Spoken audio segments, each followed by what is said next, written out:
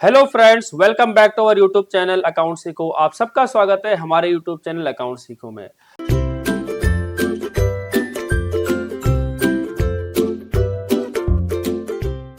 हमने chapter retirement का start किया हुआ है। रिटायरमेंट के चैप्टर में हमने कुछ चीजें सीखी हैं, जैसे हमने कहा कि रिटायरमेंट में रेशियो की कैलकुलेशन कैसे करनी है, गुडविल का ट्रीटमेंट कैसे करना है, कैसे ये एडमिशन के चैप्टर से अलग है वो भी हमने सीखा। हमने रेशियो की बात की तो रेशियो में दो केस पढ़े। या तो रेशियो, पर्टिकुलर रेशियो जिस पार्टनर जा रहा है, जो भी पार्टनर जा रहा है उसका हिस्सा जो खरीद रहा है, पुराना पार्टनर वो अपनी एग्जिस्टिंग रेशियो में खरीद रहा है बची हुई, या एक स्पेसिफाइड रेशियो में खरीद रहा है, वो हमने सीखा। गुडविल का ट्रीटमेंट सीखा हमने कि एग्जिस्टिंग गुडविल को कैसे बांटेंगे, ओल्ड पार्टनर टू गुडविल, और जो भी पार्टनर नया अब जा रहा है, जो पुराना पार्टनर जा रहा है उसका कितना हिस्सा बनेगा, वो कौन देगा, जो गेन कर रहा होगा वो रिटायरिंग पार्टनर को हिस्सा देगा। तो एंट्री क्या हुई, gaining partner to retiring partner. और अगर कोई पार्टनर एग्जिस्टिंग पार्टनर सेक्रीफाइस करता है तो एंट्री क्या होगी, gaining partner to retiring partner to sacrificing partners. ये हम ऑलरेडी कर चुके हैं। बात करते हैं गुडविल में। अगर गुडविल में हिडन गुडविल हुई, hidden goodwill in the sense, हमने कहा हिडन गुडविल का क्या मीनिंग हुआ। हिडन गुडविल का मीनिंग ये हुआ कि हम आज गुडविल कंप्यूट नहीं कर रहे हैं, लेकिन ये क्वेश्चन में आपको गिवन है कि आपको गुडविल कैलकुलेट करनी है, बट जबकि क्वेश्चन में गुडविल नहीं दी हुई है। तो उस केस में क्या करेंगे, जो पार्टनर रिटायर हो रहा है, जो पार्टनर रिटायर हो रहा है, हमने उसको कितना पैसा दे रहे हैं और उसका बनता कितना है। लेट सपोज उसका बन रहा है 10 लाख रुपए और हम दे रहे हैं उसे 12 लाख रुपए, दैट मींस 2 लाख रुपए हम क्या चीज का दे रहे हैं, गुडविल का दे रहे हैं। तो जितना हम एक्सेस पेमेंट कर रहे हैं रिटायरिंग पार्टनर को, जितना हम एक्सेस पेमेंट कर रहे हैं रिटायरिंग पार्टनर को, किस अमाउंट से, जितना उसका ड्यू अमाउंट है, उसे नाम दे रहे हैं हम हिडन गुडविल का। और बाकी ट्रीटमेंट ऑफ गुडविल तो सेम होना है, gaining partner to retiring partner. ठीक, देखते हैं treatment of hidden goodwill. Hidden goodwill है क्या बोलिए, जैसे इन्फर्ड गुडविल भी कहते हैं, कह रहा it is the amount paid in excess of the amount due to the retiring partner. Retiring partner का जितना हिस्सा बनता है, हम उससे जितना उसे ज्यादा पे कर रहे हैं, उसे हम नाम दे रहे हैं हिडन गुडविल का। एग्जांपल के साथ समझते हैं। लिखा हुआ है, अमर, भरत एंड चरत that is ABC were partner sharing profits and losses equally.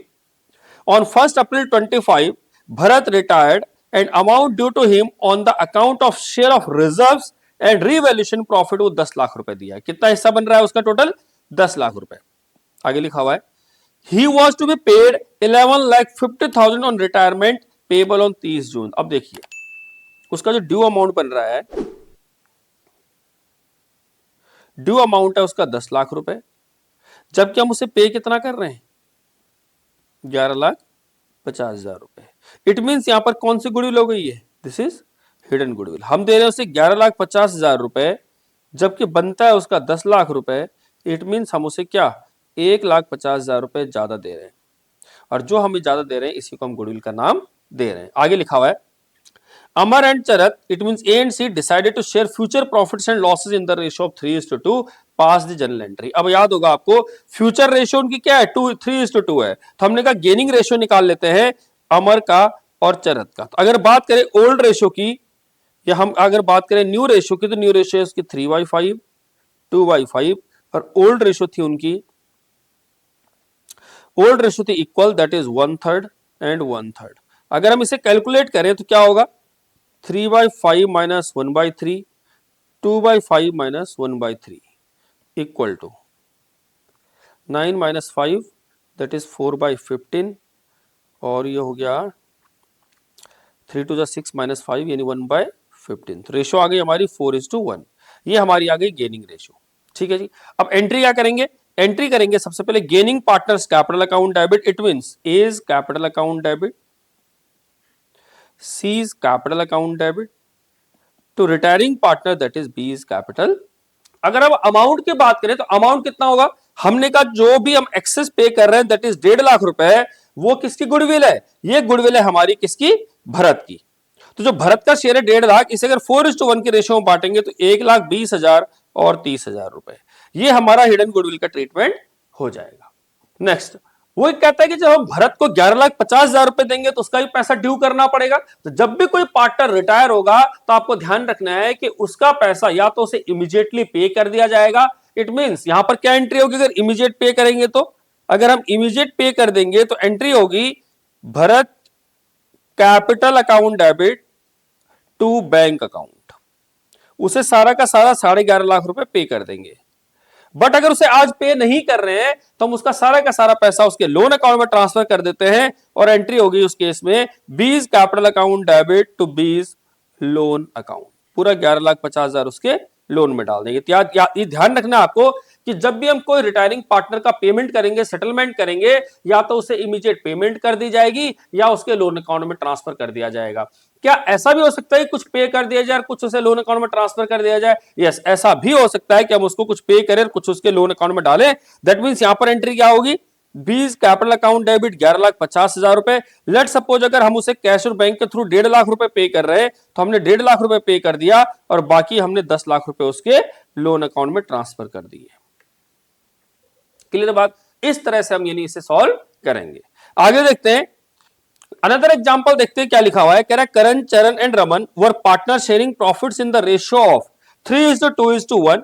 Raman retired from the firm on 1st April 25 and amount due to him towards capital adjust after adjustment और रिवोल्यूशन कितना है? 7 लाख रुपए। हम कितना दे रहे हैं? उसका ड्यू अमाउंट कितना बन रहा है? 7 लाख रुपए उसका ड्यू अमाउंट बन रहा है।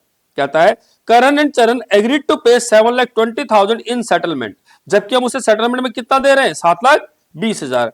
इसका क्या मीनिंग हुआ कि अगर हम बात करें जो रिटायरिंग पार्टनर है रमन, अगर हम रमन के शेयर की बात करें तो रमन का जो शेयर बनता है, ये ड्यू अमाउंट बनता है, वो बन रहा है कितना? 7 लाख रुपए। बट हम उसे पे कितना कर रहे हैं? हम उसे पे कर रहे हैं पूरे 7,20,000 रुपए। दैट मीन्स हम जो एक्सेस पे कर रहे हैं उसी को हम गुडविल कह रहे हैं। तो हमने कहा जो एक्सेस पे कर रहे हैं 7,20,000 उसका, जबकि बनता है 7 लाख रुपए, दैट मीन्स हम 20,000 रुपए उसे ज्यादा पे कर रहे हैं। अब आगे देखते हैं, आगे लिखा हुआ है Karan and Charan agree to share future profits and loss in the ratio of 2:3। Future ratio क्या उनके? 2:3। तो हमें क्या निकालना होगा? Gaining ratio. हमने यहां पर बात की करण की, बात की हमने चरण की। कह रहा है उनकी जो न्यू रेशियो है वो है 3/5, 2/5 एंड 3/5। उनकी जो रेशियो है वो है 2/5, 3/5। और जो ओल्ड रेशियो है वो है करण और चरण की 3/6 एंड 2/6। तो अगर हम इसे माइनस करेंगे 2/5 minus 3/6, 3/5 minus 2/6, that is 30। LCM हो गया 12 माइनस 15, 18 माइनस 10। तो ये हो गया हमारा -3/30, 18 में 6, 10, 8/30। इट मीन्स ये क्या कर रहा है? अब सेक्रीफाइस कर रहा है और ये गेन कर रहा है। दोनों सिचुएशन आ गई। इट मीन्स हमारा चरण गेन कर रहा है और करण सेक्रीफाइस कर रहा है। आगे देखते हैं क्या कहता है। कह रहा है half the amount due to Raman was paid immediately. आधा अमाउंट तो उसे 7/20 में से क्या करना है? तुरंत पे करना है। एंड बैलेंस अमाउंट जो होगा उसके लोन अकाउंट में ट्रांसफर हो जाएगा। जैसे हमने बताया आपको नेसेसरी जर्नल एंट्रीज करनी है। तो सबसे पहले अगर हम बात करें कि उसको अगर हम गुडविल का ट्रीटमेंट करेंगे तो गुडविल का ट्रीटमेंट क्या होगा? अब ध्यान रखना, जो भी पार्टनर रमन है, रमन का जो टोटल शेयर है वो है 1/6 उसका शेयर है। ठीक है जी। अब देखते हैं, हमने कहा एंट्री क्या होगी? Gaining partners. यहां पर गेन कर रहा है चरण, तो एंट्री क्या होगी? Charan's capital account debit to retiring partner कौन है? Raman, Raman capital account. और सेक्रीफाइसिंग पार्टनर है करण, तो उसको भी क्या करेंगे? Credit Karan capital account. अब चरण का हिस्सा तो हमें पता है कितना? 1/6। और रमन का कितना है? 20,000। अब ध्यान रखना, जब बात आती है शेयर की तो हमने कहा यहां पर क्या होगा? चरण की बात करें अगर, तो हमने कहा चरण का शेयर क्या होगा? अगर हम बात करें रमन के शेयर की तो रमन का जो शेयर है वो 20,000 है। कितने शेयर के लिए? जो ये आया है कितने? 1/6 शेयर के लिए। तो अगर हम फर्म की गुडविल निकाले तो फर्म की गुडविल क्या होगी? 20,000 इंटू में 6/1, that is 1,20,000। It mean firm की गुडविल 1,20,000 रुपए रही होगी, उसका 1/6 शेयर उसका है, दैट इज 20,000। तो अगर फर्म की गुडविल अगर 1,20,000 है तो चरण जो है 1,20,000 इंटू में कितना? चरण का जो है 8/30, दैट इज 32,000। और बात करें हम किसकी? करण की, तो करण का शेयर कितना होगा? 1,20,000 इंटू में 3/30, दैट इज 12,000। तो हम क्या करेंगे 12,000 यहां रखेंगे एंड 32,000 यहां रहेंगे। इस तरह से हमारा गुडविल का ट्रीटमेंट होगा। अब बात करते हैं पेमेंट की। तो हमने कहा दूसरी एंट्री क्या होगी, जब हम उसे ड्यू करेंगे तो हमने कहा एंट्री क्या होगी, हमें किसको पेमेंट करनी है, रमन को, क्योंकि पार्टनर कौन, रमन रिटायर हो रहा है, रमन। तो हमने कहा रमन्स कैपिटल अकाउंट डेबिट, टोटल बनता है उसका 7,20,000 रुपए। हम यहां पर क्या लिखेंगे, टू बैंक के कैश, आधा उसे हम पे कर रहे हैं 3,20,000 रुपए, 3,60,000 रुपए, बाकी ट्रांसफर कर देंगे उसके लोन अकाउंट में, दैट इज रमन्स लोन अकाउंट 3,60,000। तो इस तरह से हमारी एंट्री होगी। क्या होगी एंट्री, पहली एंट्री होगी Charan capital account debit to Raman and to Karan, ठीक। दूसरी एंट्री क्या होगी, Raman's capital account debit to bank account and to Raman's loan account. याद रखना जब भी आपको कोई पार्टनर सेक्रीफाइस कर रहा होगा, इस केस में आपको फर्म की गुडविल निकालनी पड़ेगी, और फर्म की गुडविल निकालने के बाद जो उसको सेक्रीफाइस कर रहा होगा उससे मल्टीप्लाई करेंगे तो उसका हिस्सा निकल आएगा। सो इस प्रकार हमने सीखा कि how to treat hidden goodwill, hidden goodwill का ट्रीटमेंट क्या होगा। क्लियर है बात। नेक्स्ट टॉपिक देखते हैं। नेक्स्ट टॉपिक हम ऑलरेडी पढ़ चुके हैं पहले भी, revaluation of assets and reassessment of liability. जैसा एडमिशन में था वैसे का वैसे ही है, थोड़ा सा ब्रीफ कर देता हूं क्या है। हमने कहा रीवैल्यूएशन करेंगे हम असेट्स का और रीअसेस करेंगे लायबिलिटीज का, कि जो भी हमारी असेट्स होंगी उनको आज देखेंगे कि आज उनकी वैल्यू क्या है, रीवैल्यू क्यों कर रहे हैं, और रीअसेस करेंगे लायबिलिटीज का, कि सारी लायबिलिटी को रीअसेस करेंगे, देखेंगे आज कितना बनता है। हमने एक एग्जांपल कहा था कि लेट सपोज 20 साल पहले एबीसी 3 पार्टनर हैं, आज मान लेते हैं इनकी रेशियो 3:2:1 और बी रिटायर हो रहा है। जब बी रिटायर हो रहा है तो हमने कहा 20 साल पहले मान लेते हैं इन्होंने एक लैंड खरीदी थी, वो खरीदी थी मान लीजिए 2 करोड़ रुपए की। आज 20 साल बाद कौन, बी रिटायर हो रहा है, इस लैंड की वैल्यू कितनी हो गई है, इसकी लैंड की वैल्यू होगी मान लेते हैं 20 करोड़ रुपए। अब समझना, अगर हम अपनी बुक्स में देखेंगे बैलेंस शीट में तो हमें लैंड कितने की दिख रही होगी, at historical cost that is 2 lakh. कितने की दिख रही होगी, 2 लाख की।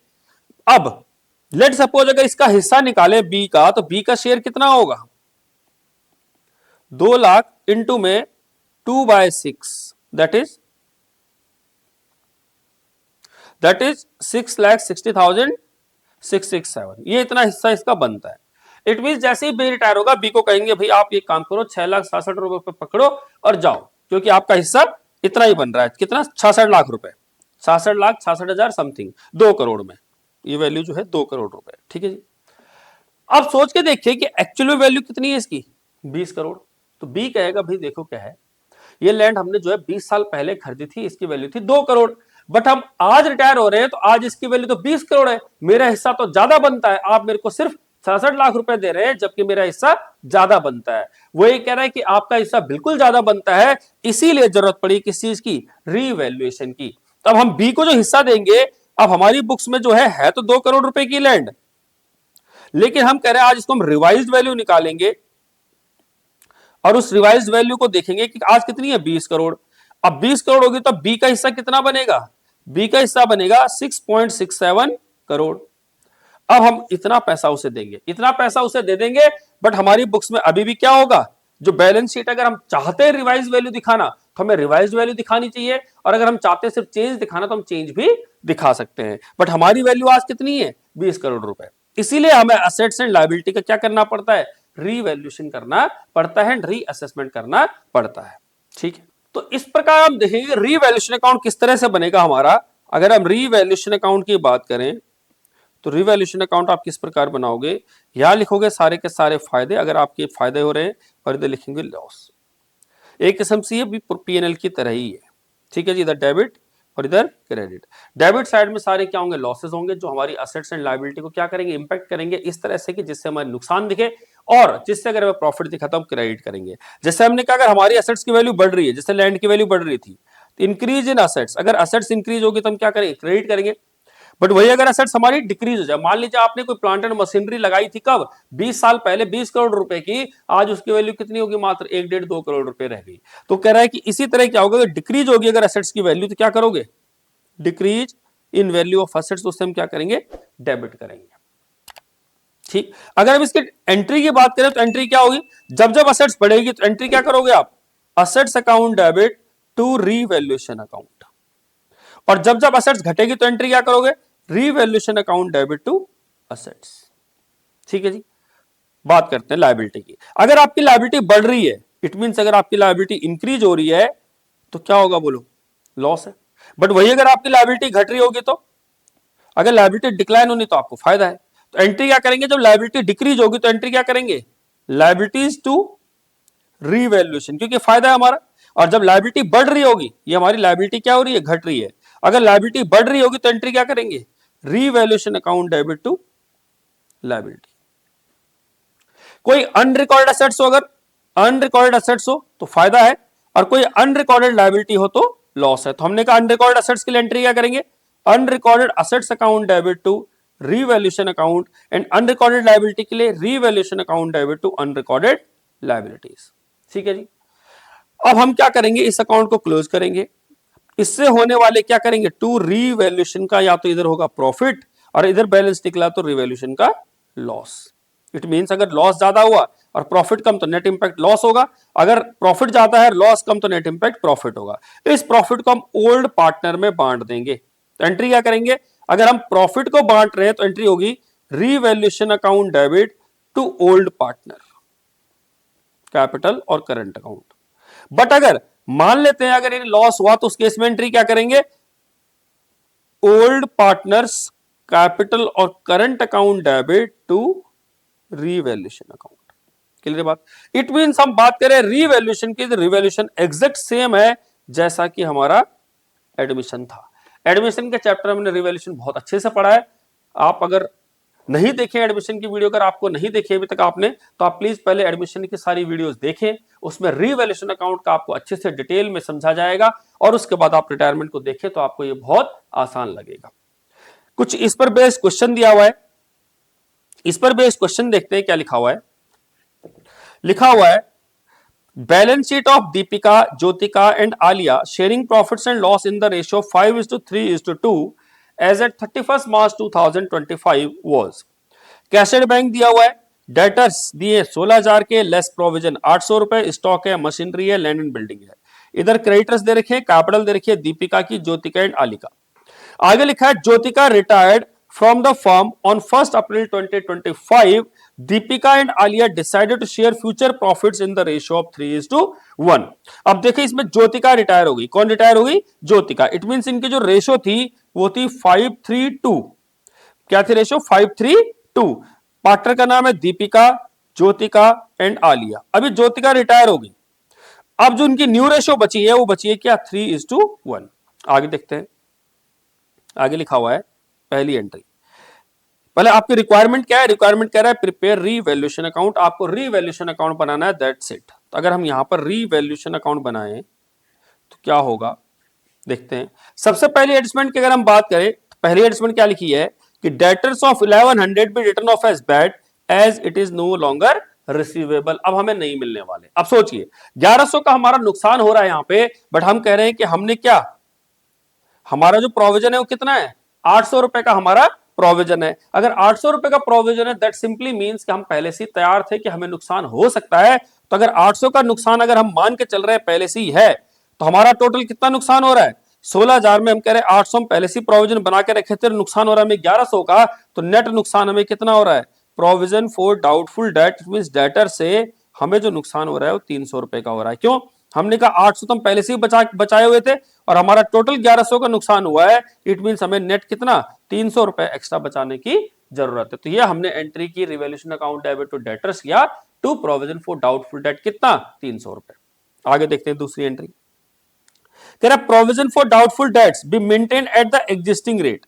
And provision for doubtful date आपको क्या मेंटेन करना है, एग्जिस्टिंग रेट पर मेंटेन करना है। अगर एग्जिस्टिंग रेट पर मेंटेन करना है, एग्जिस्टिंग रेट पे मेंटेन करना है, तो एग्जिस्टिंग रेट क्या है हमारा, हम कह रहे हैं 800 रुपए के हमारा प्रोविजन था, 16,000 के डेटर थे, इसका परसेंट, तो हमारा आ गया प्रोविजन का रेट। कितना हो जाएगा, 800 डिवाइड बाय 16,000 इंटू में 100, ये आ गया 5%। कितना आ गया, 5%। बट आज हमारे पास डेटर्स कितने हैं, हमने कहा हमारे 16,000 के जो डेटर थे, आज हमारे पास कितने डेटर कम हो गए, 1100 रुपए के डेटर डूब गए।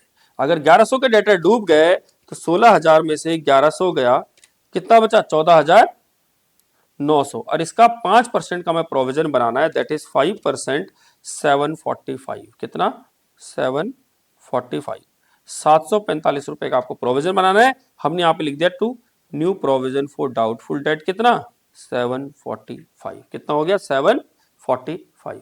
आगे देखते हैं। तीसरे एडजस्टमेंट कह रहा है कि स्टॉक भी रिटर्न डाउन बाय 1055, कह रहा है स्टॉक को 1055 रुपए कम करना है। हमने कहा ये भी हमारा लॉस है, हमने लिख दिया 1055। नेक्स्ट एडजस्टमेंट कह रहा है लैंड एंड बिल्डिंग भी increase by 11,000, land and building कह रहा है 11,000 रुपए से बढ़ रही है। हमने यहां पर लिखा ये फायदा है, बाय लैंड एंड बिल्डिंग 11,000 रुपए।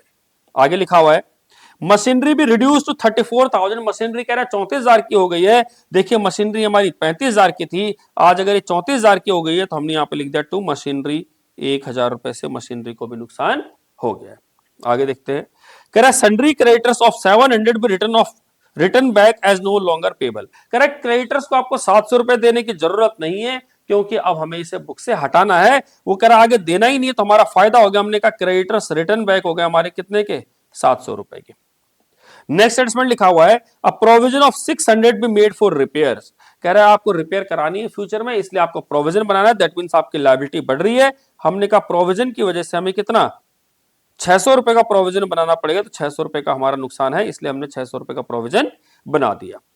आगे देखते हैं, कह रहा है an old computer completely return of was sold for 2,000, एक हमारा ओल्ड क्या था, यानी कंप्यूटर था, देखो इस बुक्स में कंप्यूटर है नहीं है, कह रहा है एक पुराना कंप्यूटर था, एक अनरिकॉर्डेड एसेट थी, आज हमने उसे 2,000 रुपए का बेच दिया है। दैट मींस अगर हम आज इसे सेल कर दें तो हमें क्या हो जाएगा, फायदा हो जाएगा। हमने यहां लिखा बाय ओल्ड टाइपराइटर 2,000 रुपए। आगे देखते हैं, कह रहा firm had to pay 5,000 to an employee injured in an incident accident, एक एक्सीडेंट में इंजर्ड हुआ, इस वजह से हमें उसे पे करना है। हमने कहा एक क्लेम हो गया हमारा, एक लायबिलिटी का कितने रुपए का क्लेम है, 5,000 रुपए का क्लेम है वर्कमैन कंपनसेशन का या वर्कमैन का।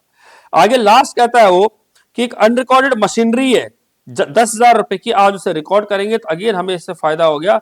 अनरिकॉर्डेड मशीनरी हमारे पास कितने की, 10,000 रुपए की। बस ये हमारा रिवैल्यूएशन अकाउंट क्लोज हो गया। अब इससे देखते हैं क्या फायदा हुआ या क्या लॉस। 11,000 की बिल्डिंग है, 700 रुपए प्लस 2,000 रुपए प्लस 10,000 रुपए, ये हो गया 23,700 रुपए। अब इसमें से हम माइनस करेंगे 300 रुपए, माइनस करेंगे 745 रुपए, माइनस करेंगे 1055, माइनस 1000, माइनस 600, माइनस 5,000, ये आ गया 15,000 रुपए। और ये जो प्रॉफिट है ये किसमें बांट दिया जाएगा, ये बांट दिया जाएगा पुराने पार्टनर में, that is Deepika, Jyotika and Alika, Deepika, Jyotika and Alia. और जो रेशो थी उनकी पुरानी रेशो वो थी 532, एंड 532 में बांटेंगे इसे, इट मीन्स 7,500, 4,500 और 3,000। ठीक, इस तरह से हम इसका रीवैल्यूएशन अकाउंट बनाएंगे इस क्वेश्चन का। क्लियर बात, आई होप आपको क्वेश्चन ये समझ में आया होगा कि किस तरह से रिवैल्यूएशन अकाउंट बनाया जाएगा। नेक्स्ट टॉपिक आता है हमारा कि हमने कहा जो हमारे अक्यूमुलेटेड प्रॉफिट्स हैं, रिजर्व्स हैं, ये जो लॉसेस दिए हुए हैं, ये वर्कमैन कंपनसेशन की बात करें, इन्वेस्टमेंट फ्लक्चुएशन की बात करें, तो वो एग्जैक्ट सेम है जैसा हमने कहां पढ़ा था, एडमिशन में। तो कह रहा है अकाउंटिंग ट्रीटमेंट जो है सेम एज एडमिशन है। फिर भी हम एक रफली बात कर लेते हैं जल्दी जल्दी। अगर हम बात करें रिजर्व्स की, तो हम रिजर्व्स को बांट दिया करते थे, तो हमने कहा एंट्री होगी reserves account debit to old partners capital account. इसी तरह प्रॉफिट्स होंगे तो हम एंट्री क्या करेंगे, profits account debit to old partners capital account. अगर इस केस में लॉस हुआ तो एंट्री क्या करेंगे, old partners capital account debit to loss. या अगर कोई डेफर्ड रेवेन्यू एक्सपेंडिचर हुए तो एंट्री होगी old partners capital account debit to deferred revenue expenditure. ये हमारे profit and loss, reserves and जो भी हमारे डेफर्ड रेवेन्यू एक्सपेंडिचर है उसका ट्रीटमेंट होगा।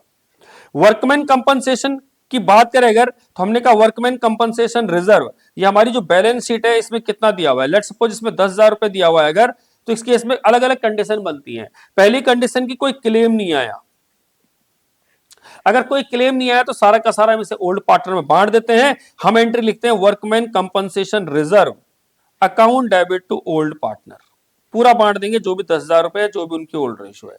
दूसरी कंडीशन क्या हो सकती है कि मान लेते हैं क्लेम आया हमारे पास, क्लेम कितना आया, एग्जैक्ट 10,000 रुपए आया। अगर एग्जैक्ट 10,000 रुपए आया तो हमने कहा वर्कमैन कंपनसेशन रिजर्व को हम सारा का सारा कहां ट्रांसफर कर देंगे, वर्कमैन कंपनसेशन क्लेम में ट्रांसफर कर देंगे पूरे 10,000 रुपए। तीसरी पॉसिबिलिटी क्या है कि हमारा जो वर्कमैन कंपनसेशन का जो क्लेम है, इस बार जो वर्कमैन कंपनसेशन क्लेम है वो मान लेते हैं 8,000 रुपए आया। अब हमने 10,000 रुपए बचाया था पर क्लेम कितना आया, 8,000 आया। तो हमने कहा वर्कमैन कंपनसेशन रिजर्व जो है 10,000 रुपए का, इसमें से वर्कमैन कंपनसेशन क्लेम 8,000 ट्रांसफर कर देंगे और जो बाकी बचा है 2,000 रुपए उसे ओल्ड पार्टनर में बांट देंगे। एंड चौथी पॉसिबिलिटी क्या है कि जो हमारा वर्कमैन कंपनसेशन क्लेम है वो 12,000 आ गया। इट मीन हमारा 10,000 से ज्यादा आ गया, तो हमने कहा वर्कमैन कंपनसेशन रिजर्व से निकालेंगे 10,000 रुपए, रीवैल्यूएशन अकाउंट से निकालेंगे 2,000 रुपए और वर्कमैन कंपनसेशन क्लेम को कितना देंगे, 12,000 रुपए। और जो ये रिवैल्यूएशन है इसी हमारे ओल्ड पार्टनर में बांट दिया जाएगा। तो हमने कहा old partners capital account debit to revaluation account, जो भी हमारा 2,000 रुपए का एक्स्ट्रा लॉस हुआ है। ये हमारा सारा का सारा ट्रीटमेंट होगा वर्कमैन कंपनसेशन रिजर्व का।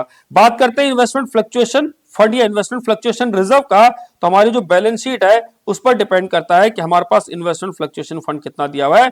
लेट सपोज 20,000 रुपए दिया है और हमारे पास इन्वेस्टमेंट कितने की दी हुई है, 1,00,000 रुपए की इन्वेस्टमेंट दी हुई है। इसमें क्या पॉसिबिलिटी है, पहली पॉसिबिलिटी है कि इन्वेस्टमेंट जो है हमारी डाउन हुई ही नहीं, नो डाउन, इट मीन हमारी नो चेंज, इन्वेस्टमेंट में कोई चेंज नहीं आया। तो हमने कहा जो इन्वेस्टमेंट फ्लक्चुएशन फंड का पैसा पड़ा हुआ है इसे पार्टनर में बांट देंगे। तो एंट्री होगी investment fluctuation fund account debit to old partner capital account. ठीक है जी, पहली सिचुएशन। दूसरी सिचुएशन क्या है कि हमारी इन्वेस्टमेंट की वैल्यू एग्जैक्ट उतनी ही कम हुई है जितना हमने फंड बचाया हुआ, दैट इज 20,000। तो हमने कहा कोई दिक्कत नहीं है, इन्वेस्टमेंट फ्लक्चुएशन फंड को उठाएंगे और कहां डाल देंगे, इन्वेस्टमेंट में डाल देंगे पूरा 20,000 रुपए। तीसरी कंडीशन क्या है, हमने कहा जो हमारी इन्वेस्टमेंट की वैल्यू है वो डाउन हुई है, कितनी, मात्र 12,000 रुपए। कितनी डाउन हुई है, 12,000। अगर 12,000 डाउन हुई है तो हमने कहा क्या होगा, इन्वेस्टमेंट फ्लक्चुएशन फंड से हमारे पास कितना पैसा पड़ा हुआ था, 20,000। हमने कहा इन्वेस्टमेंट कितनी कम हो रही है, 12,000, तो बाकी बचा हुआ 8,000 रुपए इसे ओल्ड पार्टनर में बांट देंगे। चौथी सिचुएशन क्या होगी हमारे पास कि हमारी इन्वेस्टमेंट की जो वैल्यू डाउन हुई है वो हो गई है 25,000, मतलब रिजर्व से भी ज्यादा। तो हमने कहा एंट्री क्या करेंगे, investment fluctuation fund account debit हमारे पास 20,000 रुपए पड़ा था, बाकी हम रीवैल्यूएशन से उठा के लाएंगे 5,000 रुपए और टू इन्वेस्टमेंट पूरी हमारी 25,000 रुपए से एडजस्ट होगी। और जो ये रिवैल्यूएशन का लॉस है इसे पार्टनर में बांट दिया जाएगा और इसे हम पार्टनर में जब बांटेंगे तो एंट्री क्या करेंगे, हम लिखेंगे old partners capital account debit to revaluation account. And last case जो है आपके पास क्या होगा कि जो आपकी इन्वेस्टमेंट है इस बार बढ़ गई 20,000 रुपए से। हमने कहा बढ़ गई तो हमने कहा जो ये प्रोविजन पड़ा हुआ था हमारे पास, फंड पड़ा हुआ था, इसे सारे का सारे बांट देंगे investment fluctuation fund account debit to old partners capital account. और जो ये इन्वेस्टमेंट बढ़ रही है इससे हमें फायदा हो रहा है, तो हमने कहा हमारी इन्वेस्टमेंट बढ़ रही है तो क्या होगा, इन्वेस्टमेंट टू रीवैल्यूएशन अकाउंट। और जो हमारी ये हमारा 20,000 रुपए हमने बांट दिया और हमारी इन्वेस्टमेंट की वैल्यू 20,000 बढ़ रही है, ये 20,000 हम रिवैल्यूएशन से प्रॉफिट जो होगा उसे पार्टनर में बांट देंगे। तो एंट्री क्या करेंगे, revaluation account debit to old partners capital account, जो हमें 20,000 रुपए ये फायदा हुआ है। इस प्रकार हमारा सारा का सारा ट्रीटमेंट होगा किसका, प्रॉफिट्स का, रिजर्व्स का, लॉसेस का, डेफर्ड रेवेन्यू एक्सपेंडिचर का। अगर बात करें वर्कमैन कंपनसेशन रिजर्व का, बात करें इन्वेस्टमेंट फ्लक्चुएशन रिजर्व का, इस तरह से हम पूरा का पूरा ट्रीटमेंट करेंगे। हम ऑलरेडी एडमिशन में पढ़ चुके हैं बट आपको ब्रीफ आइडिया दे दिया है किस प्रकार हम इसे एलोकेट एंड डिस्ट्रीब्यूट करेंगे। इस पर बेस्ड हमने क्या कुछ क्वेश्चंस हैं वो देख लेते हैं। लिखा हुआ X Y and Z are partners in a firm sharing profits and losses in the ratio of 3:2:1। Z retired from the firm on 1st April 25 on the date of Z's retirement following balances exist। ये balance हमारे पास पड़े हुए हैं, क्या, general reserve पड़ा हुआ है 90,000 रुपए का, प्रॉफिट एंड लॉस का डेबिट बैलेंस मीन लॉस पड़ा है 15,000 रुपए का, इंप्लॉई का पीएफ है 1,20,000 रुपए, वर्कमैन कंपनसेशन रिजर्व है 12,000 रुपए, कह रहा pass journal entries for adjustment on जेड्स रिटायरमेंट। हमने कहा सबसे पहले हमारे को रिजर्व दिया है 90,000 रुपए का और उनकी ओल्ड रेशियो 3:2:1, हमने कैसे पार्टनर में बांट देंगे। तो हमने कहा एंट्री क्या होगी, general reserve account debit to old partner that is X capital account to Y's capital account to जेड्स कैपिटल अकाउंट। अगर हम इस 90,000 रुपए को बांटे कितना आ जाएगा, 3:1 में 45,000, 30,000 और 15,000। दूसरी एंट्री कह रहा है लॉस दिया हुआ है 15,000 रुपए का, अगर लॉस दिया है तो एंट्री क्या होगी, old partner to PNL. It means X capital account debit, Y's capital account debit, जेड्स capital account debit to PNL that is bracket में लॉस। कितने का है, 15,000 का लॉस है। इसे अगर हम बांटेंगे तो 15,000 divide by 6, 2500,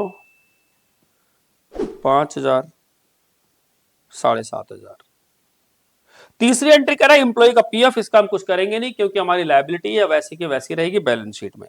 workman compensation reserve 12,000 का दिया, वर्कमैन का कोई क्लेम नहीं है तो हमने क्या एंट्री होगी, workman compensation reserve account debit to X capital account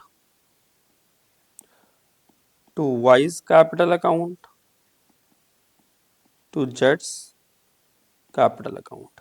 इस 12,000 रुपए को हमने का किस रेशियो में बांट देंगे, 3:1 के रेशियो में बांट देंगे, दैट इज 6,000, 4,000 और 2,000।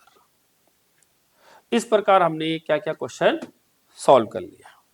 अनदर एग्जांपल देखते हैं क्या लिखा हुआ है, कह रहा है give the journal entries to distribute workman compensation reserve of ₹70,000 at time of retirement of Niti. Niti के रिटायरमेंट के टाइम पे 70,000 रुपए हमारे पास वर्कमैन कंपनसेशन रिजर्व पड़ा हुआ है, आपको इसे बांटना है। When there is a claim of 25,000, कितना क्लेम दिया हुआ है, 25,000 का क्लेम दिया है against it. The firm has 3 partners Raveena, नीति एंड रजत। ये हमारे तीनों पार्टनर दिए हुए हैं। अब हमारे क्वेश्चन में ये नहीं लिखा हुआ है कि रेशो क्या है, तो हम इनकी रेशो मान लेंगे क्या, ओल्ड रेशो मान लेंगे हम equal, that is no agreement. तो पहला केस में कहता है वो कि हमें एंट्री करनी है। हमारे पास रिजर्व कितना पड़ा हुआ है, 70,000 रुपए का रिजर्व पड़ा हुआ है, क्लेम आया 25,000 रुपए का। याद होगा एंट्री क्या होगी, workman compensation reserve account debit 70,000 रुपए टू वर्कमैन कंपनसेशन क्लेम कितना, 25,000 रुपए का क्लेम आ गया। और अगर 70,000 रुपए में 25,000 का क्लेम आ गया तो बचा कितना, 45,000 रुपए। ये हमने का तीनों पार्टनर में बांट देंगे और पार्टनर का नाम क्या है, Raveena capital account to Niti capital account and to Rajat capital account. Equal ratio है 15,000, 15,000 एंड 15,000। दूसरा केस कह रहा है give the journal entry to distribute workman compensation reserve, इस बार 60,000 का है, at the time of retirement of Sajjan when, आगे क्या कह रहा है, when there is no claim against it, और तीनों पार्टनर का नाम ये है। अगर कोई क्लेम ही नहीं है तो सारा का सारा पार्टनर में बांट देंगे, तो workman compensation reserve account debit to Rajat to Sajjan to Kavita. इस तीनों में बांट देंगे 60,000 रुपए को, और 60,000 को बांटेंगे तो 20,000 रुपए, 20,000 रुपए और 20,000 रुपए। तीसरा केस देखते हैं क्या लिखा हुआ है, कह रहा है give the journal entry to distribute investment fluctuation reserve 4,000 at the time of retirement of Z when investment market value है 19,000 रुपए, जबकि बुक्स में कितनी है 20,000 रुपए की। फर्म के पास XYZ 3 पार्टनर है। इट मींस अगर मैं बात करूं बैलेंस शीट की, तो मेरी बैलेंस शीट में इन्वेस्टमेंट कितनी दी हुई है, 20,000 रुपए, लेकिन आज इसकी मार्केट वैल्यू कितनी हो गई है, 19,000 रुपए। इट मींस इसकी वैल्यू डाउन हो गई है 1,000 रुपए, जबकि मेरे पास प्रोविजन कितना पड़ा हुआ है, 4,000 रुपए का।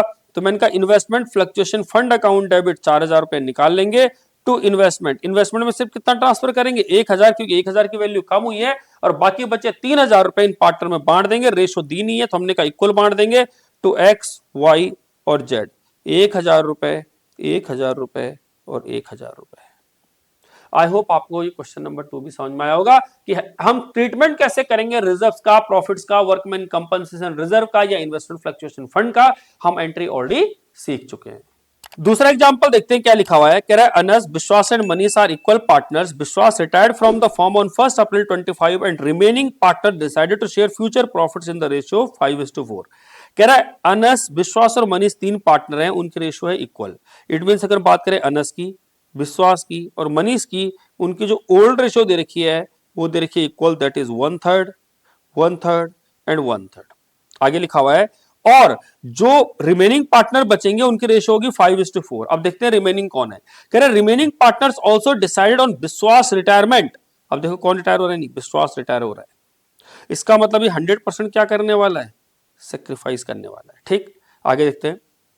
तो बाकी बचे न्यू रेशियो क्या हो जाएगी, न्यू रेशियो हो जाएगी इन दोनों के बीच में 5/9 एंड 4/9। आगे लिखा हुआ है also decide विश्वास retirement to record the effect of following without affecting their book values by passing an entry। it means ये सिर्फ चेंज दिखाना चाह रहे हैं, चेंज इन पीएसआर की वजह से जो भी एंट्री होगी वो।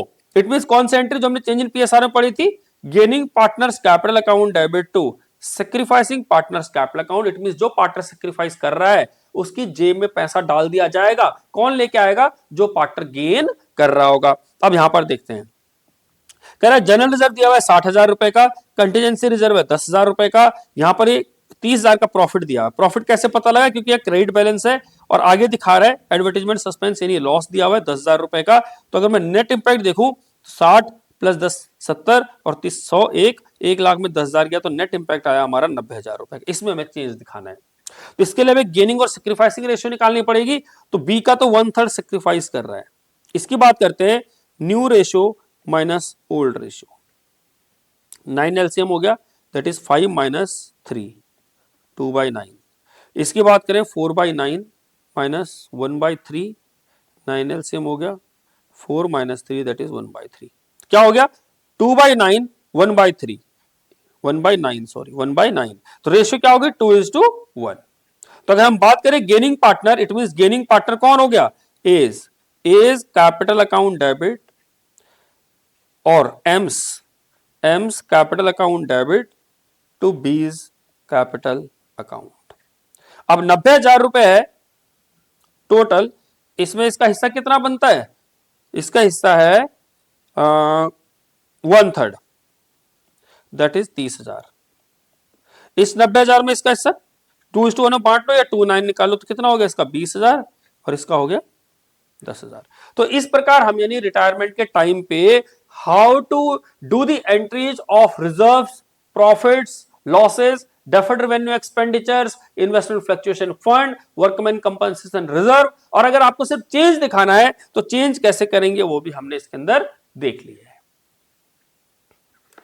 जो नेक्स्ट टॉपिक आता है अब हमारा, अब अभी तक हमने जो सीखा रिटायरमेंट में क्या सीखा, रेशियो कैसे कैलकुलेट करनी है, गुडविल का ट्रीटमेंट कैसे करना है, प्रॉफिट्स एंड रिजर्व्स को कैसे बांटना है, लॉसेस को कैसे बांटना है, इन्वेस्टमेंट फ्लक्चुएशन फंड या वर्कमैन कंपनसेशन की ट्रीटमेंट कैसे होना है, रिवैल्यूएशन ऑफ असेट्स कैसे होगा, रीअसेसमेंट ऑफ लायबिलिटीज कैसे किया जाएगा, ये अभी तक हमने सारा का सारा सीख लिया है।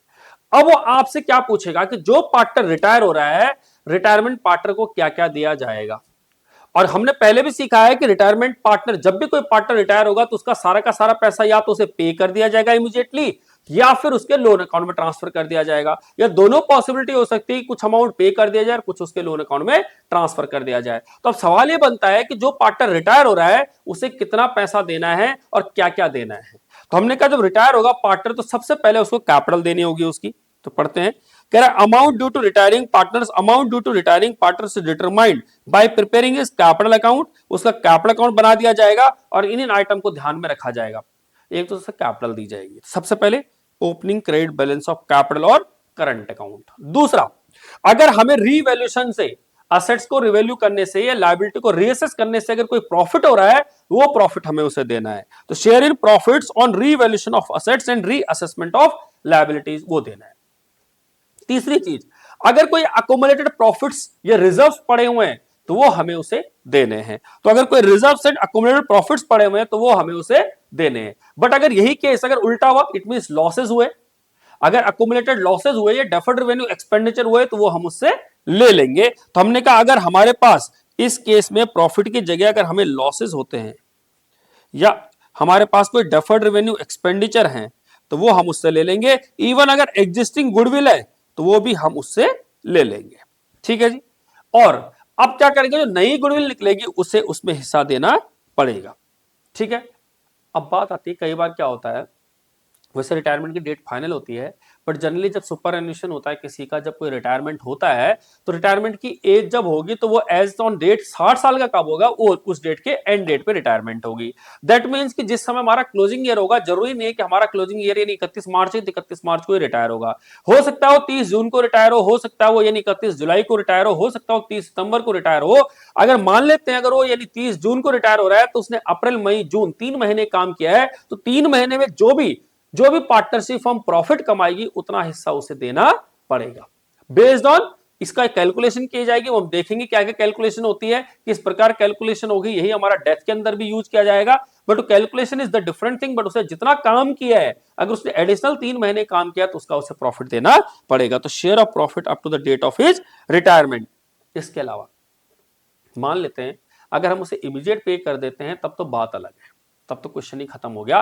बट अगर मान लेते हैं कि अगर उसे इमीडिएट पे नहीं कर रहे, तो हम सारा का सारा पैसा उसे क्या करेंगे, लोन अकाउंट में ट्रांसफर करेंगे। कहां ट्रांसफर करेंगे, लोन अकाउंट में। और जब लोन अकाउंट में ट्रांसफर करेंगे तो पार्टनर कहेगा भैया मुझे आपको इंटरेस्ट देना पड़ेगा। इट मीन हमें पार्टनर को इंटरेस्ट देना पड़ेगा, किस रूप में, क्योंकि अब हमारे लिए रिटायर हो गया है, और जब वो रिटायर हो जाएगा तो वो एज अ आउटसाइडर ट्रीट करेगा, ना कि वो पार्टनर बचा हुआ, तो हमें उसे इंटरेस्ट पे करना पड़ेगा। तो वो कह रहा है कि सैलरी हो या इंटरेस्ट हो, वो भी आपको देना पड़ेगा। कब तक, due to the retiring partner till the date of his retirement.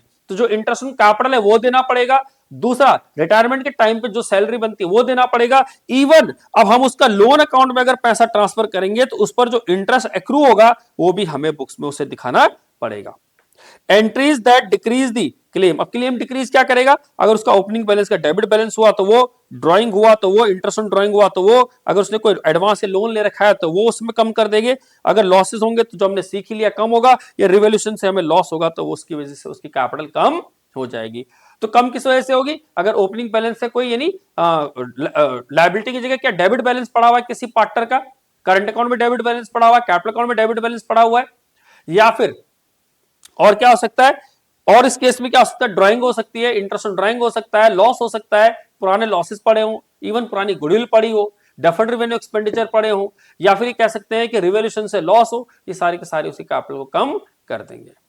But in case of current account आपको ध्यान रखना था कि कैपिटल कभी भी नेगेटिव नहीं होगी। तो हम यहां पर अज्यूम कर रहे हैं कि उसके अगर कैपिटल अकाउंट हुआ तो उस केस में डेबिट बैलेंस हो सकता है, बट अगर उसका करंट अकाउंट हुआ तो करंट अकाउंट में डेबिट बैलेंस होगा, ना कि कैपिटल अकाउंट में। ये हम ऑलरेडी सीख चुके हैं अंडर फंडामेंटल ऑफ पार्टनरशिप।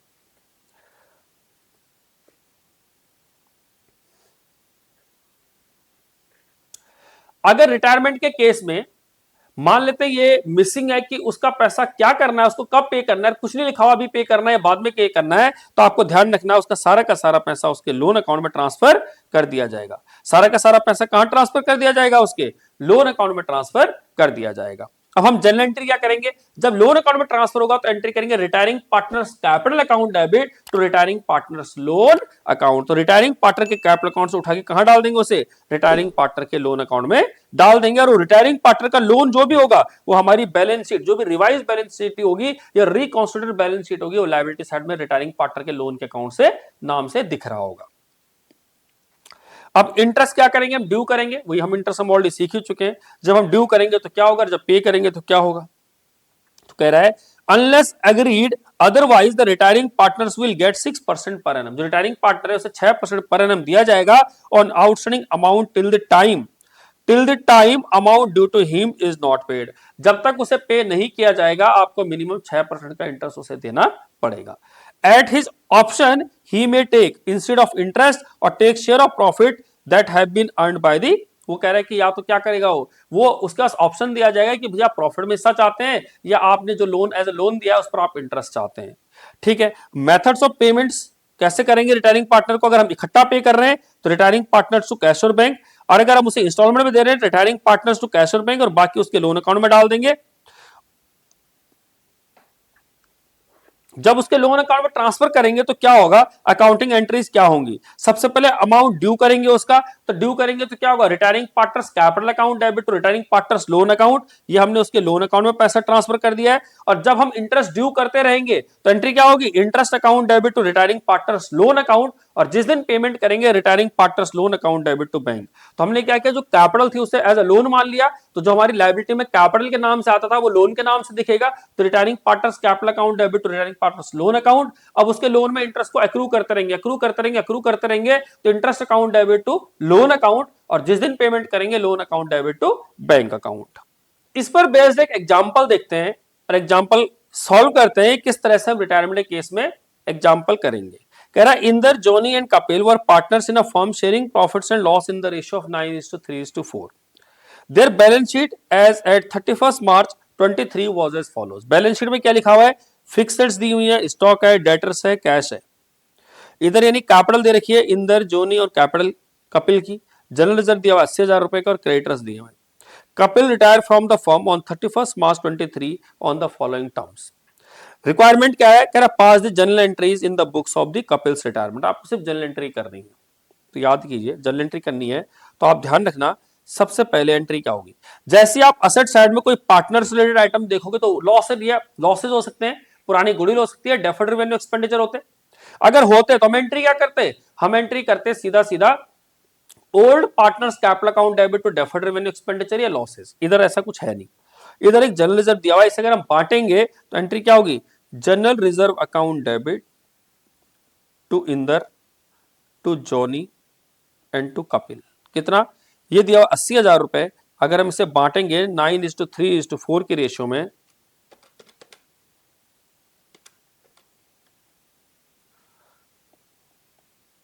$45,000, 5×3 = 15,000, 5×20,000। ठीक है, आगे देखते हैं। आगे लिखा हुआ है, कह रहा है बैड डेट्स हमारे 5,000 हो गए। 5,000 हो गए बैड डेट। 5,000 जैसी बैड डेट हमें क्या बनाना पड़ जाएगा, रीवैल्यूएशन अकाउंट बनाना पड़ेगा। अब हम बनाते हैं यहां पे रीवैल्यूएशन अकाउंट। ये वर्किंग नोट का हिस्सा होगा आपका रीवैल्यूएशन अकाउंट। अगर हम रीवैल्यूएशन अकाउंट बनाएंगे, कह रहा है 5,000 के हमारे बैड डेट हो गए, हमने यहां लिख दिया बैड डेट 5,000 हो गए। आगे देखते हैं। फिक्स असेट्स कह रहा है 96,000 की हो गई है, 1/20 की असेट्स और 96,000 की हो गई, इट मीन हमारी फिक्स असेट्स भी कम हो गई, कितनी, 24,000। ठीक है जी। आगे कहता है स्टॉक जो है हमारा अंडर वैल्यू बाय 29,000, स्टॉक हमने 29,000 रुपए कम दिखाया हुआ है, इट मीन हमारा स्टॉक 60,000 नहीं ज्यादा होगा। कितना, 29,000 ज्यादा होगा, 89,000 का होगा। हमने कहा स्टॉक से हमें क्या हो रहा है, बढ़ाना है स्टॉक को, कितना, 29,000। आगे लिखा हुआ है creditors were paid of, creditors को कह रहा पे कर देना है, तो क्रेडिटर्स कितने हैं हमारे, 10,000 रुपए, इसको आपको पेमेंट कर देनी है। अगर हम क्रेडिटर्स को पे करेंगे तो एंट्री क्या होगी, creditors account debit to cash और बैंक अकाउंट। ये हमने क्रेडिटर को पे कर दिया। क्रेडिटर कितने हमारे, 10,000 के क्रेडिटर थे, इनको हमने पे कर दिया। आगे देखते हैं गुडविल ऑफ द फर्म। आगे कह रहा है goodwill of the firm, goodwill of the firm was valued 80,000 and Kapil share of goodwill was to be adjusted in the account of Inder and Johnny. और कह रहा है न्यू प्रॉफिट शेयरिंग रेशियो दे रखी है 3:2। इट मींस गुडविल के treatment की बात कर रहा है ये। पहले हम रीवैल्यूएशन अकाउंट को क्लोज कर लेते हैं और यहां से निकालते हैं प्रॉफिट या लॉस। हो गया 24 और 5 29 और 29, ये तो बराबर ही हो गया। इसमें ना हमें कोई प्रॉफिट हुआ है ना ही लॉस हुआ है, पर हम इसकी एंट्री अगर करें तो एंट्री क्या होगी, revaluation account debit to bad debt यानी डेटर्स, जिसे हम कहते हैं प्रोविजन फॉर डाउटफुल डेट या बैड डेट, 5,000 रुपए, टू फिक्स असेट्स 24,000 रुपए, फिक्स हमारी 24,000 रुपए की है, एंड टोटल हो गया 29,000 रुपए। दूसरी एंट्री क्या करेंगे हम, इस स्टॉक को लेके करेंगे, तो एंट्री होगी stock account debit to revaluation account 29,000 रुपए। ठीक है जी। अब हम बात करते हैं किसकी, सिर्फ गुडविल के ट्रीटमेंट की। जब हम गुडविल के ट्रीटमेंट की बात करेंगे तो हमें एक बात करनी होगी किस चीज की, पार्टनर की, इंदर, जोनी एंड कपिल की। जो इंदर, जोनी एंड कपिल है उनकी जो ओल्ड रेशियो है वो क्या है, 9:3:4, 9:3:4। और जो न्यू रेशियो दे रखी है वो दे रखी है हमें कितनी, न्यू रेशियो कौन, कपिल रिटायर हो गया। अगर कपिल रिटायर हो गया तो इंदर और जोनी की जो न्यू रेशियो दे रखी है वो दे रखी है 3:2। अब हमें इसमें निकालनी होगी गेनिंग रेशियो या सैक्रिफाइसिंग रेशियो। तो अगर हम बात करें इंदर की, तो इंदर का नया शेयर है 3/5 और ओल्ड शेयर है 9 9 3 12 4 16, 9/16। दैट इज कितना हो गया, 80। अगर एलसीएम आ गया 48 माइनस 9×45 दैट इज 3/80। और बात करें जॉनी की, तो जॉनी का नया शेयर है 2/5 और ओल्ड शेयर है 3/16 दैट इज 16 दूनी 32 माइनस 5 दिए 15, कितना हो गया 32 माइनस 15 17, 17 डिवाइड बाय 6, रेशियो क्या होगी 3:17, ये होगी गेनिंग रेशियो। अब हम एंट्री करते हैं। सबसे पहले एंट्री क्या होगी, हमने कहा जो भी हमारी जो गुडविल दी है टोटल वो 80,000 रुपए है। 80,000 रुपए के लिए जब एंट्री करेंगे तो एंट्री होगी gaining partners, Inder's capital account debit, Johnny capital account debit to Kapil capital account, Kapil capital account. अब जरा बताइए, जो टोटल 80,000 रुपए है गुडविल की है, वो फर्म की गुडविल, 80,000 किसकी है, फर्म की गुडविल, और जो पार्टनर रिटायर हो रहा है उसका हिस्सा है 9/16 that is 80,000 into 9 sorry 4/16 into 4/16 4/16, तो 80,000 into 4 divide by 16 that is 20,000। और इस 20,000 को किस रेशियो में बांटना है हमें, 3:17 दैट इज 3,000 और 17,000। तो ये हमारी सारी की सारी एंट्रीज कवर हो जाएंगी। तो अगर हम इस क्वेश्चन की बात करें तो हमने क्या किया, ये सारे के सारी एसेट्स रिवैल्यू हो रही थी वो कर दिया, रिजर्व्स को बांट दिया। बट अब बात करते हैं कपिल की कैपिटल की। तो जो कपिल की कैपिटल है 60,000 रुपए, वो भी उसे देनी होगी। तो अगर हम इसकी एंट्री की बात करें तो इसकी एंट्री क्या होगी, इसकी एंट्री होगी Kapil's capital account debit to Kapil loan account. क्योंकि क्वेश्चन में इंफॉर्मेशन नहीं दी है, तो जो भी कैपिटल अकाउंट का बैलेंस होगा उसे कहां ट्रांसफर कर देंगे, लोन अकाउंट में ट्रांसफर कर देंगे। तो हमने क्या क्या एंट्री की, सबसे पहले एंट्री की हमने जनरल रिजर्व को बांटने की, general reserve account debit to old partner. दूसरी एंट्री की हमने क्रेडिटर्स को पेमेंट करने की, क्रेडिटर्स टू बैंक। तीसरी एंट्री की हमने असेट्स को रिवैल्यू करने की, जिसमें हमने कहा revaluation account debit to debtors to fixed. और लास्ट एंट्री जो होगी हमारी वो क्या होगी, स्टॉक को हमने रिवैल्यू किया, stock account debit to revaluation account. And इसके अलावा हमने गुडविल के ट्रीटमेंट की एंट्री की है gaining to retiring partner that is Inder John to Kapil. और लास्ट एंट्री हमने कैपिटल को कहां ट्रांसफर किया, लोन अकाउंट में। इवन कई बार बैड डेट की एंट्री आप और समझ लेना, बैड डेट की एंट्री में क्या करते हैं हम, सबसे पहले हम क्या करते हैं, बैड डेट को खत्म करते हैं। तो हम एंट्री क्या करते हैं, हमें नुकसान हो रहा है जब हम लिखते हैं bad debt account debit to debtors, क्योंकि हमारे डेटर्स कम हो रहे हैं। और इसको साथ ट्रीटमेंट क्या करते हैं, revaluation account debit to bad debt. ठीक है, तो अल्टीमेटली ये एंट्री जो बनती है बैड डेट से बैड डेट कट जाता है, इसलिए हम डायरेक्ट एंट्री क्या करते हैं, revaluation account debit to debtors. But real entry क्या होनी चाहिए, this is your real entry for bad debt. Clear है बात, यहां तक आपको समझ में आएगा किस तरह से हम सॉल्व करेंगे। अगर हम बात करें पार्टनर के रिटायरमेंट होने की, तो जब पार्टनर रिटायर होगा तो उसे इतनी सारी चीजें दी जाएंगी, चाहे कैपिटल की बात करें, चाहे प्रॉफिट्स की बात करें, चाहे गुडविल की बात करें, चाहे रिवैल्यूएशन प्रॉफिट की बात करें, चाहे लॉसेस की बात करें, चाहे पुराने गुडविल की बात करें, चाहे अक्यूमुलेटेड लॉसेज हो, प्रॉफिट्स हो, जो है सारा का सारा पार्टनर को देना है। बट देना कैसा है, इमीडिएटली पे करेंगे तो retiring partners capital account debit to bank, और अगर उसे बाद में पे करेंगे तो उसका पैसा उसके लोन अकाउंट में ट्रांसफर कर देते हैं, that is retiring partners capital account debit to retiring partners loan account. अब इंपॉर्टेंट चीज आती है कि जब उसको लोन अकाउंट में ट्रांसफर कर दिया जाएगा तो उस लोन को भी आने वाले टाइम बाद पे किया जाता है। तो इस केस में पार्टनरशिप फर्म कहती है कि जो भी हम आपके कैपिटल को लोन अकाउंट में ट्रांसफर कर रहे हैं, इस लोन को हम क्या करेंगे, रीपे करेंगे over the period of time. जैसे 10 इंस्टॉलमेंट में, 5 इंस्टॉलमेंट में, 4 इंस्टॉलमेंट में हम आपको इसे पे कर देंगे। तो उस केस में आपको क्या होगा, रिटायरिंग पार्टनर्स का लोन अकाउंट बनाना होगा। अब लोन अकाउंट कैसे बनेगा वो मैं आपको सिखाता हूं विद एन एग्जाम्पल। तो लोन अकाउंट की अगर हम बात करें तो ये हो गया हमारा पार्टनर का लोन अकाउंट, जो भी पार्टनर रिटायरिंग पार्टनर है उसका लोन अकाउंट।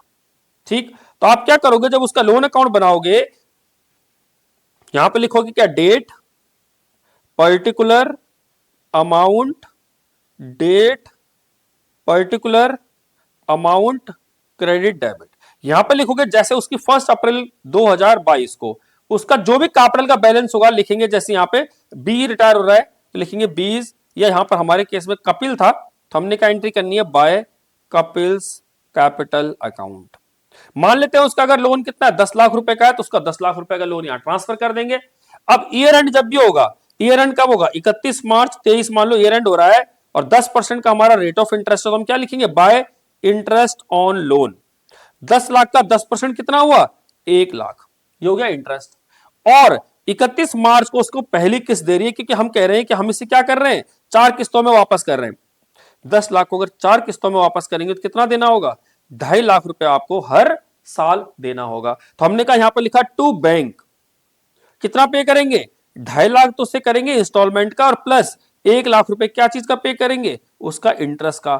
हमने उसे 3.5 लाख रुपए पे किए, जो बचेगा उसका टू बैलेंस सीडी कितना हो जाएगा? 1,10,000 सॉरी 11 लाख। 11 लाख में से 3 गया तो कितना? 8 लाख, इट मीन 7.5 लाख बच गया। अब 1 अप्रैल 24 में क्या होगा? 1 अप्रैल 24 में हम इसे क्या करेंगे? बाय बैलेंस बीडी लिखेंगे, कितना? 7.5 लाख रुपए। अब इसका 10% इंटरेस्ट कब? 31 मार्च 24 को, 31 मार्च 24 को बाय इंटरेस्ट ऑन लोन कितना होगा? इंटरेस्ट लोन 7.5 लाख का 10% 75,000 होगा। अब हम 31 मार्च 24 को से फिर पेमेंट करेंगे टू बैंक, कितना? 2.5 लाख रुपए की तो किस्त थी, प्रिंसिपल अमाउंट, और प्लस 75,000 रुपए का क्या है? इंटरेस्ट। ये हो गया आपका 3,25,000। बैलेंस सीडी कितना बचा? 5 लाख। एंड इसी तरह कंटिन्यू करेंगे पूरे 4 साल तक, इस तरह से इसका लोन अकाउंट कंप्लीट हो जाएगा। इसको एक एग्जांपल के साथ समझते हैं। एग्जांपल में क्या लिखा हुआ है? कहता है XYG were part in partnership, sharing profits and losses in the ratio of 3:2:1. Z retired from the firm on 1st April 21. After adjustment, his capital account showed a credit balance of rupees 1 lakh on the date of his retirement. उसके retirement के date पर कितना? 1 लाख रुपए उसका due बनता है। Z is to be paid in 4 equal installments from 31st March 2022. 31 मार्च 2022 से उसको पेमेंट की जाएगी, जबकि रिटायर कब हो गया? वो 1 अप्रैल 21 को, एक साल बाद उससे स्टार्ट होगी payment. Along with interest of 10%, prepare Z's loan account until he is paid the amount due to him. The firm closes its books on 31st March every year. तो हम क्या करेंगे? यहां पर बनाएंगे हम Z's का लोन अकाउंट।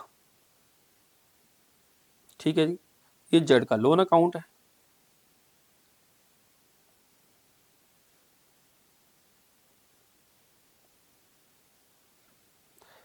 पर्टिकुलर सॉरी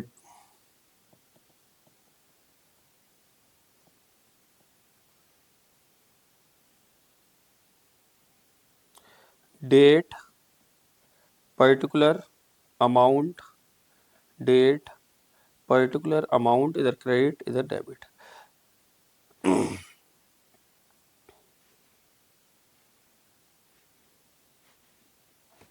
सबसे पहले हम लिखेंगे 1 अप्रैल 2021 को बाय जेट्स कैपिटल अकाउंट, कितना लोन है उसका? 1 लाख रुपए। हमने कहा सबसे पहले 31 मार्च 22 को क्या होगा? इंटरेस्ट ड्यू होगा। हमने लिखा इंटरेस्ट ऑन लोन, कितना? हमने लिखा इंटरेस्ट ऑन लोन उसका आपका 1 लाख का 10% हुआ 10,000। अब क्या करेंगे? 31 मार्च 22 को उसे पेमेंट करेंगे, कितना पेमेंट करेंगे? 1 लाख रुपए। तो 1 लाख रुपए को 4 किस्तों में बांटेंगे तो क्या होगा? 25,000 रुपए, और प्लस 10,000 रुपए इंटरेस्ट, कितना हो गया? 35,000 रुपए। ये हमने उसे पे किया, जो बचेगा बैलेंस सीडी। ठीक है जी, 1/10 में 35 गया तो कितना बचा? 75,000 रुपए बैलेंस सीडी बच गया। फिर क्या होगा? 1 अप्रैल 22 बाय बैलेंस बीडी, कितना? 75,000 रुपए। फिर कब आएगा? 31 मार्च 23 आएगा, लिखेंगे बाय इंटरेस्ट ऑन लोन, कितना? अब 75,000 का 10% कितना हुआ? 7500। अब हम क्या करेंगे? 31 मार्च 23 में उसे फिर दोबारा पे करेंगे। पे तो फिक्स है, अगर उसकी 1 लाख रुपए का अमाउंट था, 4 किस्तों में बांटेंगे तो 25,000 रुपए तो हो गया उसका क्या? प्रिंसिपल अमाउंट, और प्लस 7,500 रुपए इंटरेस्ट, तो कितना हो गया? 32,500। इसको भी क्लोज करेंगे और बैलेंस सीडी कितना आ गया? 50,000 रुपए। फिर क्या होगा? 1 अप्रैल 2023 को बाय बैलेंस बीडी, कितना? 50,000 रुपए। फिर क्या आएगा? 31 मार्च 23 आएगा, 24 आएगा, लिखेंगे बाय इंटरेस्ट ऑन लोन 50,000 का 10% हुआ 5,000, और अगर हम उसे पेमेंट करेंगे 31 मार्च 24 को टू बैंक, कितना? 25,000 रुपए की तो क्या था? प्रिंसिपल अमाउंट, और प्लस 5,000 रुपए का इंटरेस्ट, दैट इज 30,000 रुपए। अब 30,000 रुपए पे करने का जो बैलेंस सीडी बचेगा वो बचेगा 25,000 रुपए। ठीक है जी, अब लास्ट ईयर में क्या होगा? 1 अप्रैल 2024 को लिखेंगे बाय बैलेंस बीडी 25,000 रुपए, और उसके बाद क्या बाय इंटरेस्ट 31 मार्च 25 को लिखेंगे बाय इंटरेस्ट ऑन लोन, कितना 25,000 का 10% हुआ 2,500 रुपए, और यहां लिखेंगे 31 मार्च 25 को टू बैंक, कितना 25,000 रुपए का तो उसका लोन था और 2,500 रुपए का उसका इंटरेस्ट, तो ये हो गया 27,500, और जब इसे क्लोज करेंगे तो ये दोनों तरफ क्या हो जाएगा बराबर। इस तरह से आप क्या करोगे, पार्टनर्स का क्या बनाओगे, loan account. So that was the question, ये क्वेश्चन दिया हुआ था और ये पार्टनर का लोन अकाउंट है। इस प्रकार आप इस लोन अकाउंट को क्लियर कर दोगे। क्लियर है बात? आई होप आपको यहां तक समझ में आया होगा कि किस तरह से हम रिटायरमेंट के क्वेश्चन करेंगे। अब बात आती है रिटायरमेंट के कैपिटल एडजस्टमेंट की, ये बात आती है फुल फ्लेज क्वेश्चन की, बात आती है कंप्रिहेंसिव क्वेश्चंस की, तो वो करेंगे हम आने वाले वीडियो में। तब तक के लिए bye bye, thank you so much. But इससे पहले अगर आपको वीडियोज अगर हमारी अच्छी लग रही हो, अगर हमारे एफर्ट्स अच्छे लग रहे हो, तो आप हमारे चैनल को सब्सक्राइब कर सकते हैं, वीडियोज को लाइक कर सकते हैं, इवन शेयर कर सकते हैं। और अगर आपको कुछ कमेंट लिखना है या अगर आपको कोई क्वेरी है तो आप कमेंट सेक्शन में कमेंट लिख सकते हैं। बाकी आप जरूर यानी हमारे जो चैनल है उसको सब्सक्राइब कीजिए, उसकी बेल आइकन को प्रेस कीजिए, जिससे कि जो भी नई वीडियो होगी उसकी नोटिफिकेशन आप तक पहुंच जाए और आपको उस वीडियो देखने का मौका मिल जाए। Thank you so much.